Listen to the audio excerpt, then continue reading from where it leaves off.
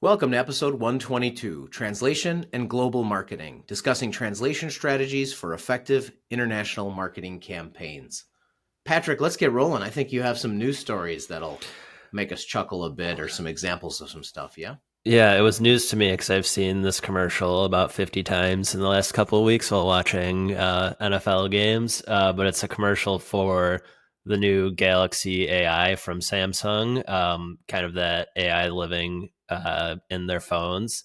And it's an interesting commercial where an English speaker walks up to a group of Spanish speakers while the song Can I Kick It is playing in the background. And these Spanish speakers are playing basketball, and the teenager says, "Can I kick it?" And they all go, "Okay," and kind of look. They're like, "What? What did you just say?" And that shows then him using his phone to do Galaxy AI translations, and then he says, "Can I play?" And then they're like, "Oh, okay, yes." And so to me, I was like, holy cow, I don't know if anyone at Samsung realized this, but they just showed like a huge limitation of AI translations, and that is processing slang. Obviously, context matters. Like the song Can I Kick It is playing in the background, but when he says that, any English speaker can kind of connect the dots and be like, oh, he wants to play basketball with that group. But I just thought it was super interesting to kind of see that in a marketing campaign. I thought it was just fascinating to see that commercial in the wild. Yeah, it's kind of a great ad. It's got a little bit of that heartwarming bent to it, and then, but it's interesting. It does show an AI fail essentially, which is kind of cool. I will put a link to that ad in the podcast description, the episode description. So look for it there. But yeah, I mean, gosh, we've there's so many examples, right, Patrick, of companies that have messed this up. I mean, I know the one that I always think of is, been talking about this forever because it's like a 70s thing, but the Chevy Nova. Anyone who's younger won't even remember that vehicle, but in Spanish, they released it into Latin America just as is, the Nova, and thinking, oh, this is cool. It's like an international order, but Nova means it doesn't go, which that's kind of an unfortunate name for a car. So there's so many of these. But Patrick, I think you had one as well. Yeah, and it's funny too because I know there's that. I forget what the research says, but people, if something is negative, they're 10 times more likely to remember it than if it's positive. Kind of the same thing with like feedback whenever you're collecting that. But a funny one that I found was it was quite a while ago where Pampers was starting to sell in Japan, the diaper brand, and they had an imagery on the box of a stork bringing a baby, which to any American is kind of the folklore legend of where babies come from. But that is absolutely not a thing in Japan. And I learned today while doing research that their kind of folklore tale is that floating peaches bring babies to parents. So also super interesting that not only the words that are either written or spoken matter, but really the imagery matters too when you are going into different international markets. Absolutely. And one of the topics that we're going to cover today, so it's kind of a great transition. Um, I was kind of thinking about when looking at the podcast notes with Patrick. Um, there's definitely like 101 level subjects, and then there's like, the 501 level subjects or the advanced subjects. And I think we're going to try to cover them. If we don't get through everything today, we'll probably do a second part to this episode because there are a bunch of ideas. But I thought we'd get started with just some of the basics, right? And Patrick brought one up. It's the importance of localization beyond even the translation, right? So great example with the stork. You have to look at not only your imagery, but of course you have to look at the colors you're using.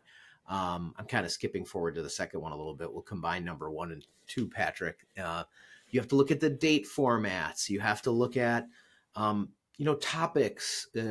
We have a great ebook that covers some of this stuff as well, but like if you're writing something about a 401k and retirement and thinking, well, I'm just going to translate this. Well, 401ks don't exist anywhere other than the US. Social security, it's not called social security. It's called something else if that country even has that type of program. So you have to look deeper and you have to look at the source content to see what's applicable. 911, it's another one. Well, it's not 911 everywhere else. It's different numbers to get emergency services. Yeah, and I think it's interesting too how if you think about how you are going to push out any sort of information into another language or another region or country, what you can do to the source text to kind of future proof that kind of stuff. So I'm thinking of like, I know a big one is like date formats and units of measure. You know, if you say 6'3" to someone who uses the metric system, that means nothing. They're like, cool, I don't that how tall are you in meters is what they're going to ask you. So you can look at your source text and say, okay, maybe if we write this a different way, it will make translation or localization easier. So that's a point I like to bring up too.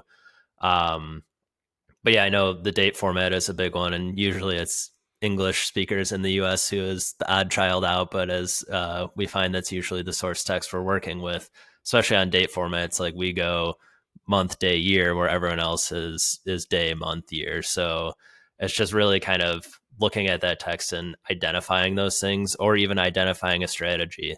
Let's say you are using units of measure and you do write it all in imperial units. Are you going to only do metric after that? Are you going to put both in front of them, and just really establishing how you're going to deal with those things as they come up, because you can't just ignore them. I actually have a funny story to share about that. And I may have, I mean, we're 122 episodes in. What are the odds that I've already shared this story? Yeah, probably. But I remember when I was a young man and people would still card me when I would go to, a bar. I had some family in from Italy. Of course, well, he didn't have a Illinois state ID. He had his passport. Well, we go out to a bar. He checks my ID. My ID was fine. Checks my family member's passport. And I forget, like he was born like on the 16th of December, but he was definitely 21. He's a little older than me, actually. And he had it flipped, and the guy had it flipped in his mind, and he was like, "Oh no, you're not 21." And I'm like, "Well, because the date is written in inverse. It's got the day first and then the Mm-hmm. month." And I'm like, "Well, which month is the 16th month? Does this make any sense to you?" Like, I'm having this debate. Of course, there's a long line. People are starting to get angry, and he didn't let us in. It was the craziest thing. I'm like, just kind of think about this for a minute. Like, what is the 16th month? It doesn't I'm exist. I'm picturing The Simpsons here, where they the PTA prints a calendar that has 13 months, and they just roll with it, and they call it Smarch. Smarch. Exactly. He was born in Smarch. So, I mean, it's just kind of crazy. Pete, you have to think about these things. But getting back to the seriousness of it, absolutely. I mean, some of that is, looking at imagery. And I also think this is, my advice after doing this for a bunch of years. I would also look at stuff that's too on the nose, right? I mean, I think marketers sometimes, in their effort to try to be like, look at me, look how inclusive, or how, like we've all seen the stock footage of, you know, um, the token people, like, well, look at this wonderful office image. And just, I would say be careful with stuff that's too on the nose, or immediately they're thinking if they go into a country, well, let me find some pictures of the way that they dress. Well, some of those pictures are dated, right? That's not necessarily how they dress today. So I would say be careful with some of the stuff that's too on the nose. Yeah, I mean, just I think about too, like being in a company that does marketing campaigns now. Just think about like how much audience and persona research like you've carried out, and now you're kind of going for a completely new audience. And are you going to do that same level of research? Or are you just going to say, hey, let's pitch it over to a language company who can do it for us? So kind of thinking that through, like, I know for our clients, like we have extensive documents of like who their audience is, pain points, what they care about, how to market to them. Like those exist all, and we assume that they're English speakers, but you put another language or culture in the mix, and that's, we always talk about it, the multiplying effect of how many different audiences you have to go after. Absolutely. And on a final note, before we get to the next topic, that also extends to your product, right? So again, let's not just focus on the wrapper. That's your product or your service, right? So if you're gosh, I'm just trying to think of an example.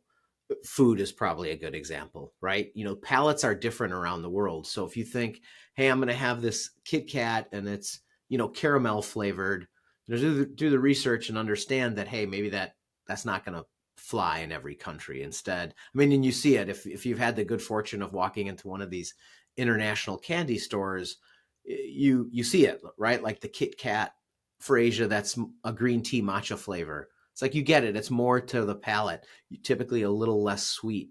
So you see large companies doing their work, or even if you've ever been to Disney World or you've ever been to Atlanta and Coke headquarters, at Epcot Coke has a little store that has the flavors of their sodas that they have all over the world, and the flavor profile is crazy.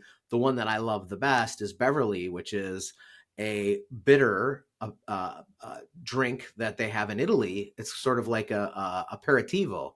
It's bitter and it's meant to like open up your appetite before you sit down to eat. Well, I always love looking at the faces of like the little kids that go in hard on the Beverly, but that's an example. It's like you have to look at your product as well. Yeah, absolutely. I mean, I'm a sucker for the Coke from Mexico that we can get here in the U.S. just because it's made with like real sugar instead of corn syrup, so it tastes a little bit more not like pop. Yeah, it's fun that you can get those now pretty much anywhere, right? Which is good. So, next topic is a little bit about the visuals and the design elements. So, kind of moving a little bit further, let's say, into the workflow and talking a little bit about colors. That's also incredibly important. Do the research in terms of which colors are appropriate. We're not saying that, what's nice is in most people's brand standards, they don't just have one or two colors. They usually have a palette of colors. We'll see which ones make more sense. You may need to adjust your approach a little bit in how you market your product. Gosh, when you're concepting and coming up with names for your companies too, we've done this a lot for clients where they're looking for a name either of a company, it's a startup, or name of a product. We've done a lot of names of drugs where they say, hey, we want to look at these 50 countries and make sure that the name doesn't mean something ridiculous. And those are important steps for sure. Yeah, I mean, we do that as a marketing company too. Like we actually rebrand companies, sometimes giving them a new name, sometimes naming products or things like that. But it's also super interesting to see from an SEO perspective of what shows up in search when you Google. Let's pick the new name that we're going to go with. What shows up now, and is there any glaring negativity there that you don't want to be associated with? That's definitely something. And I mean, we have social media people monitoring for certain terms if we're planning to pitch this name to a client. You would definitely want to cover all your bases and see as much as you can, avoiding any negative things that are out there when you are searching or looking for a specific name. And in terms of the layout as well, it's really important to understand um, this will affect your images, it'll affect everything. That if you're going into a country like Israel, you have to deal with the right to left language. It's going to be inverted. Everything will be inverted. So if you have a layout where you have an image on the right and you have text that kind of wraps around it, you have to understand that text is going to be inverted. So, there's a few countries that use the right to left system, and just know that your translators are going to do that for you, and be very careful as well. If you're not used to dealing with right to left languages, we've seen plenty of clients just open the file and go, oh, all right. And they don't have the right settings and they basically corrupt all the content. So I would defer to your provider to make sure they're providing you with what old people call press ready. It's not print ready. Yeah, there's even that's a little. There's very few presses left, right? I'm kidding. People still do print brochures, but you want to make sure that it's completely locked, and whether it's for electronic distribution. And if you're doing a website or electronic media, make sure that it can be supported. Any good provider will be able to do a testing round with you to make sure. Yeah, that's what I was going to say. It's a great point, and I remember doing that, especially, I mean, I would do it with all languages, but especially one where it's not in Latin characters, or like you said, it's left to right instead of right to left. Um, Having someone who lives in and speaks that language do a quick check of like, hey, this looks right, is basically what that step to me is of like, okay, we've done, formatting, this website's live and staging for you to review. This looks okay, right? Absolutely, such an important step. We typically phrase that as functional review. I think that's really good for anything you do. I mean, gosh, I would do it even if you're just doing English, right? If everybody concepts the content for the website in Word, and then you build the site, we'll have someone review that site top to bottom just to make sure.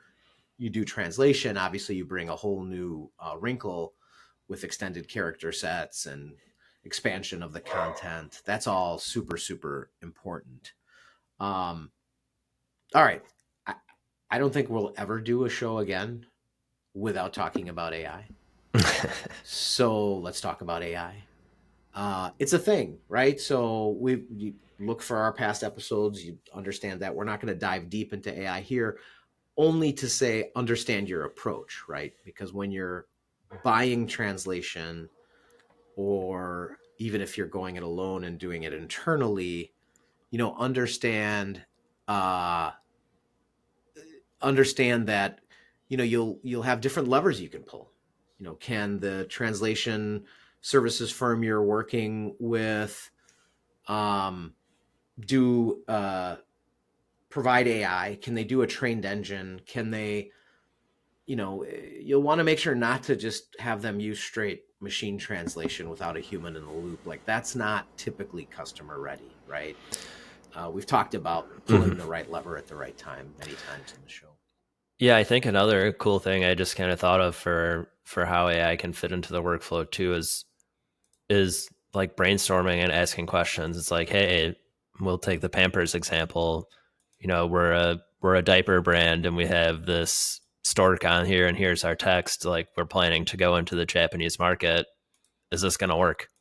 Like I just like asking questions like what are the cultural norms we need to be aware of in Japan? Like what are successful marketing campaigns looking like in Japan? So you can kind of pick out the good things and work on those. But I think we've said it a bunch of times on any of our AI episodes. It's great for research and brainstorming, and I think that's a great way of just asking questions like, yeah, I'm planning to market this product in this country. What should I look out for? And even if Absolutely, it doesn't give absolutely. you the perfect answer, it gets the ball rolling on research, and then you can reach out to experts like language companies who can either confirm that or add some color to the responses that you're getting. Absolutely. And certainly look for past episodes where we talk about how do you make those decisions? How do you, like in context, how do you do that? How do you price? How do you do price considerations, budget considerations, risk? When I say budget, I include timeline with that. So that's timeline. So there's a lot of factors that you should look at when making those choices. Um, Legal and regulatory as well. I mean, it kind of really depends what you're selling, but understand that there's probably some things you should think about. I mean, especially pharmaceuticals and medical devices, and what warning labels do I need to have, because they're different. The rules can be very different. um, there's also, like, we tend to be, um, this is maybe a little bit of a legal, and it sort of straddles best practices, but we tend to be very, um, this is the best X in the X industry. We tend to be very, we're the best, which that's kind of a subjective thing, right? Mm-hmm. Not all countries go for that. And in fact, in some countries, that could open you up to legal liability as well. So you have to be careful Yeah, of that. yeah. I'm thinking even I had two things come up. One is especially on websites. I know everyone sees that cookie pop up and they're like, "Why the heck is this showing up?" And that's because there's a different set of privacy rules in Europe where in the US you have to opt out and in Europe you have to opt in. So it's kind of the opposite side of the coin there where in the US like everyone can take your cookies and browsing data and all that without asking. But in Europe, you have to say, yes, you can take my data. So that Huge comes up consideration, especially, right? I yeah, mean, on that's technical any stuff, right, digital Patrick? format. Yeah. So we typically like when we do websites, we give recommendations of like, hey, use this cookie tool and configure it this way. But we also kind of qualify it of like, we're not European lawyers and we don't know the regulations inside and out. Like we can give you a best practice and what should keep you covered, but like we often deal with clients' legal teams being like, hey, here's what we're going to do. Can you review this and give us a thumbs up? Yeah, because then not only, you have to take the legal aspects, but then you have to make it live on that distribution channel. So it's really hard. And it's the landscape changes. I mean, even here in the US, there's ADA guidelines for websites that most people don't comply with. I mean, Mm-hmm. I would say the the the vast majority of websites don't comply with ADA requirements on accessibility. Was recently sat in on a session about this. Yeah, I mean that's everything from color contrast ratio to all of your images having alt text. Like that's stuff that we check out when we launch websites of like, hey, you got to have all of this stuff locked down because if not, like you're gonna get like Google might even ding you for not being compliant or accessible or whatever it might be. Absolutely. Uh, Um, the other Go one ahead. I thought of, which was interesting, is like on alcohol and tobacco products in the U.S. versus in Europe. In the US, it's basically like, you should be 21, don't drink while pregnant. And Oh that's about yes. it.